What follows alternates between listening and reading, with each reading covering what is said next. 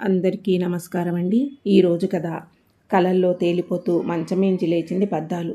సిగ్గుతో ఆమె బుగ్గలు ఎర్రబడుతున్నాయి, పెదాలు వదులుతున్నాయి, కాళ్ళు తడబడుతున్నాయి. పగలలా కాయకష్టం చేశాడేమో ఒళ్ళెరగని స్థితిలో గుర్రుపెట్టి నిద్రవుతున్న మొగుడిని చూసి మురిసిపోయింది. బలిష్టమైన శరీరం, కోరమీసం, రింగుల జుట్టు, కాయకష్టానికి మొద్దుబారిన మనిషి.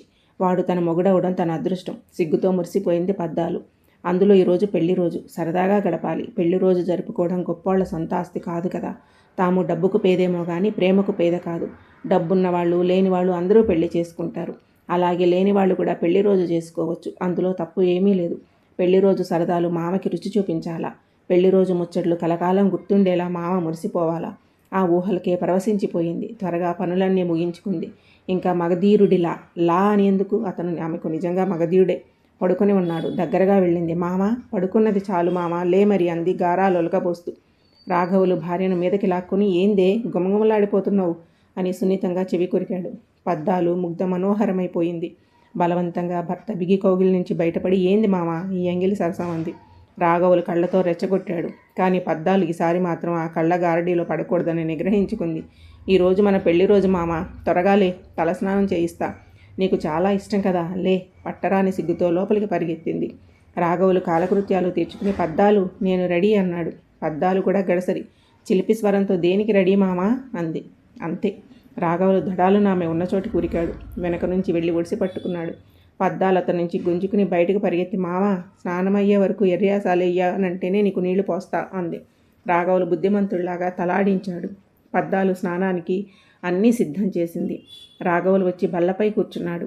పద్దాలు రాఘవులకి నూనె మర్దన చేసి సున్నిపిడిని వర్ధిస్తుంటే, అతని విశాలమైన ఛాతీ, ఆకాశమంత వీపుపై ఆమె చేతులు నాట్యమాడుతుంటే ఆమె గుండె వశం తప్పింది. ఈ బలమైన శరీరమా నన్ను రోజు చిత్తు చేసేది? ఈ మొరటి చేతులా నన్ను అలా తలుచుకునేటప్పటికీ ఆమె మనసు లయ తప్పింది. అతని స్నానం అయ్యింది. మామ, ఈరోజు పెందలకడే వచ్చాయి. మన పెళ్లి రోజు కదా, సరదాగా పున్నమి నాటి చందమామ పందిట్లో సరదాగా ఉందాం మామ అంది. సరదాగా ఉందామంటే అన్నాడు రాఘవులు కొంటెగా చూస్తూ. పద్దాలు రెండు అరచేతుల్లో ముఖం దాచుకుంది.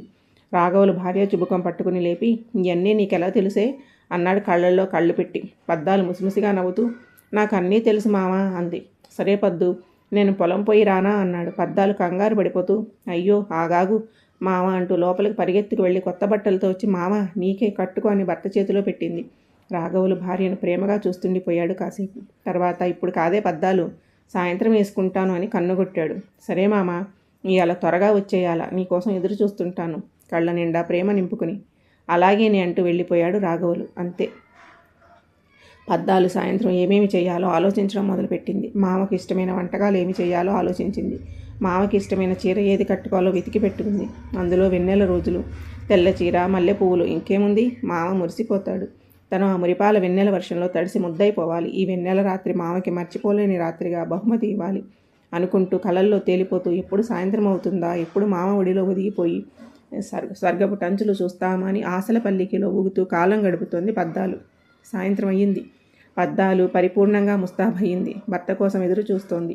పున్నమి నాటి చంద్రుడు కూడా తన వంతు సహకారం ఇవ్వాలని ముస్తాబవుతున్నాడు. చీకటి పడింది. పండు వెన్నెల మంచు దుప్పటిలాగా పరుచుకుంది. భర్త కోసం ఎదురు చూస్తున్న పద్దాలు కంగారుతోనో, రాబోయే క్షణాలను ఎలా బాగా పండించుకోగలనన్న ఆసక్తితోనూ తెలియదు కానీ ఆమె వక్ష సంపద ఆయాసంతో ఎగిసిపడుతోంది. కావ్యకన్యకలా ముస్తాబయ్యింది. విశ్వనాథ వారి కిన్నెరసానిలా వయ్యారా లొలుకుతోంది. వేమన తీయని పద్యములా తెలుగుదనం ఉట్టిపడుతోంది. అటు ఇటు తిరుగుతోంది. అంత పున్నమి వెన్నెల చల్లని రాత్రి కూడా ఆమెకు తాపం ఎక్కువై విరహ తాపంతో అల్లాడిపోతుంది. ఇంతలో ఏదో ఉలిక్కి పడింది. ఎదురుగా రాఘవులు ముసిముసిగా నవ్వుతూ. పద్దాలు ముఖం సిగ్గుతో వెన్నెల వెలుగైంది. రామా అంటూ లోపలికి తీసుకెళ్ళింది. అతనికి తలస్నానం చేయించింది. కొత్త బట్టలు వేసింది. దిష్టి తీసింది. తన ప్రేమనంతా గుమ్మరించి అతనికి కడుపు నిండా అన్నం పెట్టింది. నిశ్శబ్దమైన వాతావరణం. బయట పిండారి పోసినట్టుగా పున్నమి పండు వెన్నెల. ఎదురుగా తెల్లని చెరులో మల్లెపూల సువాసనలతో తన జీవితానికి ఒక వరంలో వచ్చిన తన భార్యను దగ్గరగా తీసుకోబోయాడు. ఇంతలో బయట నుండి, ఏరా రాఘవ అన్న పిలుపుతో ఉలిక్కి పడ్డారు. ఆ గొంతు చిరపరిచయం. ఆ కర్కశ స్వరం అపశకునంలా వినిపించింది. అది తన యజమాని నాయుడు గారి గొంతు. రాఘవులు భార్యకు దూరంగా జరిగి, అయ్యా వస్తున్నానని అనే లోపల ఇంట్లోకి వచ్చేశాడు నాయుడు. లోపల నుంచి వస్తున్న వాసనలు నాయుడు ముక్కుకు పలకరించకపోలేదు. అతని నోటిని తడపకుండానూ ఉండలేదు. అందంగా ఆనందాన్ని ఇస్తున్న పద్దాల్ని ఊరకంట గమనిస్తూనే, ఏమిటి సంగతులు అన్నాడు కళ్ళెగరేస్తూ. రాఘవులు సిగ్గుపడుతూ, ఇవాళ మా పెళ్లి రోజు దొరా అన్నాడు. పగలబడి నవ్వాడు నాయుడు. పద్దాలు ముఖం ఎర్రబడితే రాఘవులు ఇంకా సిగ్గుపడుతూనే ఉన్నాడు. అయ్యా, ఏందిలా వచ్చారు అడిగాడు. నాయుడు ఇంకా నవ్వుతూ ఉన్నాడు. పద్దాలు ఆవేశం ఆపుకోలేక, ఏందయ్యా ఆ నవ్వు? మా జీవితాలు మీకు వెటకారంగా ఉన్నాయా అంది. నాయుడు నవ్వాపి, అది కాదే, మీరు పెళ్లి రోజు చేసుకోవడం ఏమిటే అన్నాడు రాఘవులు. మెత్తబడ్డాడు కానీ పద్దాలు జంకలేదు. ఏందయ్యా మీరనేది? మేము మనుషులం కాదా? మాకు సరదాలుండవా అని సూటిగా అంది. నాయుడు సీరియస్గా, మరి అది కాదే, ఈడు అర్జెంటుగా నగరం వెళ్ళి పొలానికి మందులు తేవాలి అన్నాడు. రాఘవులు ముఖం నేలవాలిపోయింది. పద్దాలు మాత్రం కోపంతో, ఇది మీకు ధర్మం కాదయ్యా, ఈరోజు మా పెళ్లి రోజు, మామయ్య ఎక్కడికి పోడు అంది స్థిరస్వరంతో. నాయుడు ముఖం ఎర్రబడింది. రాఘవుల వైపు చూసి, ఎరా ఏమిటి, మీ ఆవిడ జోరు మీద ఉంది. రాఘవులు జాలిగా చూశాడు భార్య వైపు. తర్వాత నాయుడు వైపు చూసి, అయ్యగారు, రేపు సూర్యుడు రాకుండా పోతాను, ఈ యాలికి వదిలేయండి దొర అభ్యర్థనగా అన్నాడు. నాయుడు కళ్ళు ఎర్రబడ్డాయి. ఏంట్రా, నా మాటకి ఎదురు చెప్తున్నావా అన్నాడు. రాఘవులు కంగారు పడిపోతూ, అది కాదయ్యా అని ఆగిపోయాడు. పద్దాలు నిరాశతో లోపలికి వెళ్ళిపోయింది. బయలుదేరరా గద్దించాడు నాయుడు.